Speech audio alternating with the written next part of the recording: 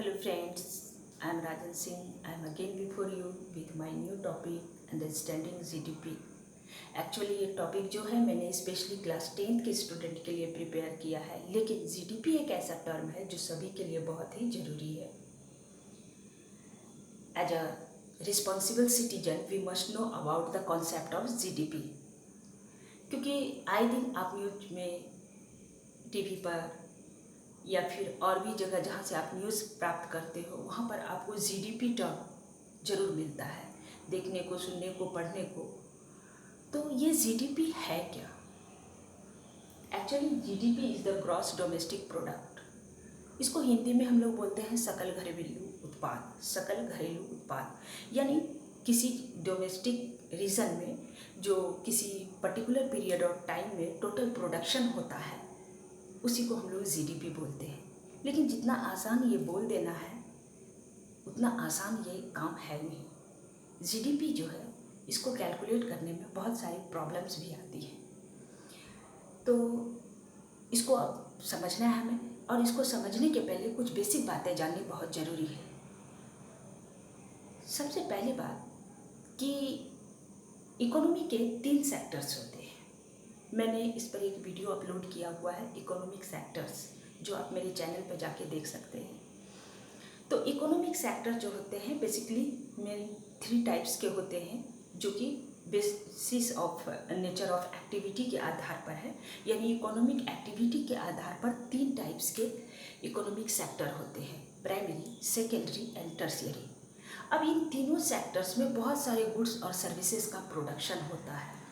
अब इन सारे गुड्स और सर्विसेज के प्रोडक्शन को ऐड करके टोटल प्रोडक्शन को पता करना होता है। क्या ये आसान टास्क है? नो, क्योंकि various types of goods and services का प्रोडक्शन होता है। इसमें एयरक्राफ्ट्स भी बनते हैं, छोटा सा नीडल भी बनता है, फूड से रिलेटेड आइटम्स भी बनते हैं, क्लोथ से रिलेटेड आइटम भी बनते हैं। अब सारे को आप एक जगह काउंट करके उसको ऐड करेंगे तो ये बहुत ही डिफ़िकल्ट होगा। तो इस प्रॉब्लम को शॉर्ट आउट करने के लिए हमारे इकोनॉमिस्ट ने सजेस्ट किया कि value of goods and services should be added rather than the actual number of production। तो इसमें बताया गया कि जितने भी गुड्स और सर्विसेज हैं उनके वैल्यूज़ को ऐड किया जाए। तो वैल्यूज़ को ऐड कैसे करेंगे?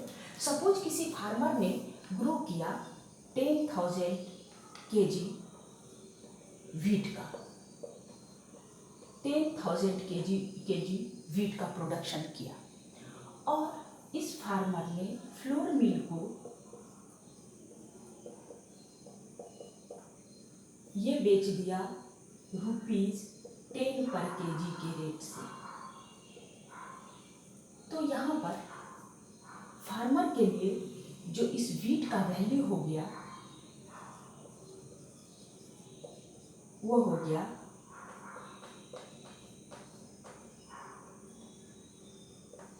₹1,00,000।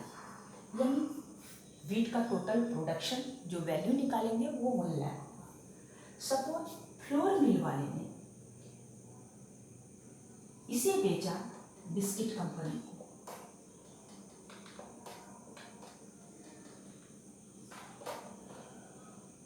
बिस्किट कंपनी को इस फ्लोर मिल वाले ने बेचा 10,000 kg को ₹20 के रेट पर। तो यहाँ पर वैल्यू कितना हो गया?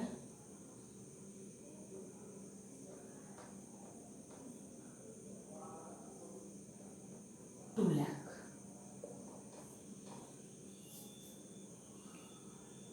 यानी वैल्यूज़ को कैसे फाइंड करना है?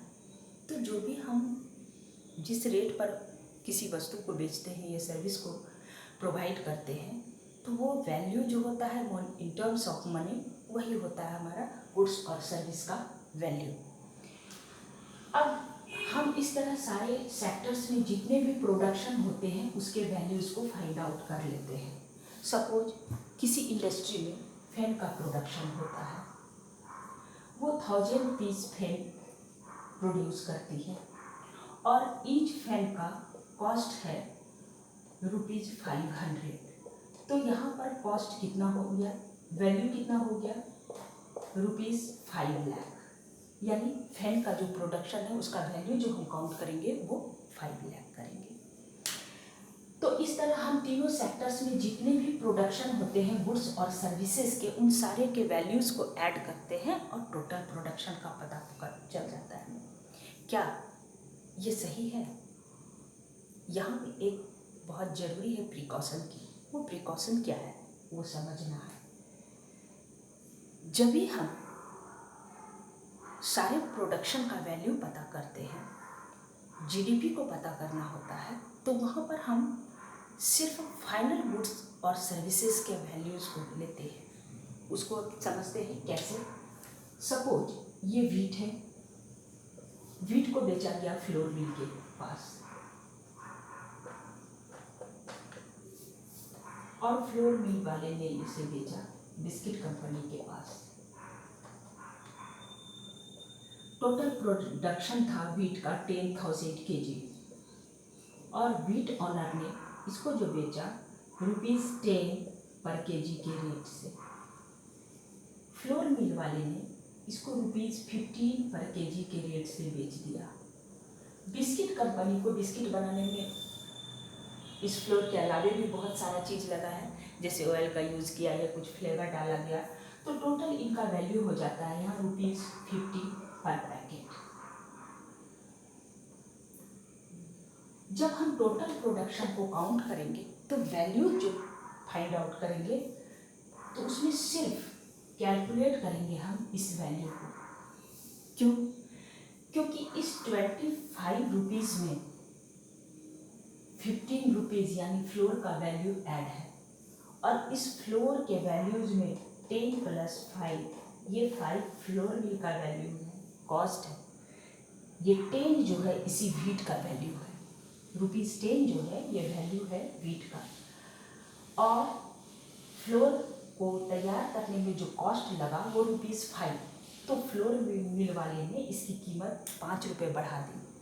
और जब बिस्किट कंपनी उसको खरीदी तो यहाँ पर उन्होंने 15 रुपीज़ जो है ये कॉस्ट है इसमें, इस फ्लोर का, और 10 रुपीज़ उनका अलग से जो कॉस्ट लगा प्रोडक्शन में उसका कॉस्ट है। तो जब फाइनल गुड्स और सर्विस की हम बात करते हैं तो सिर्फ इसको हम ऐड करते हैं। फ्लोर मिल वाले और व्हीट फार्मर ने जो सोल्ड किया उस अमाउंट को नहीं करते हैं, क्योंकि अगर आप इसको भी ऐड कर लेंगे तो यहाँ पर डबल काउंटिंग की समस्या आएगी, क्योंकि व्हीट का कीमत जो है ये फ्लोर में ऑलरेडी ऐड है और इसका कीमत इस बिस्किट में ऐड है। और जब हम टोटल प्रोडक्शन सारे कंपनी का, सारे फॉर्म्स का अलग अलग निकालेंगे तो क्या होगा कि इस व्हीट का 3 जगह पर कीमत ऐड हो जाएगा। तो इससे क्या होगा, मल्टीपल काउंटिंग की समस्या होगी और गवर्नमेंट को ये एस्टिमेट करना बहुत ही डिफ़िकल्ट हो जाएगा कि एक्चुअल क्या प्रोडक्शन था व्हीट का या फ्लोर का या फिर बिस्किट का। तो अब यहाँ से हम आते हैं जीडीपी पर कि फाइनल गुड्स और सर्विसेज। हाँ, उसके पहले एक टर्म्स है, जैसे व्हीट और फ्लोर, इससे बना बिस्किट। बिस्किट फाइनल गुड्स है और व्हीट और फ्लोर ये इंटरमीडिएट गुड्स है।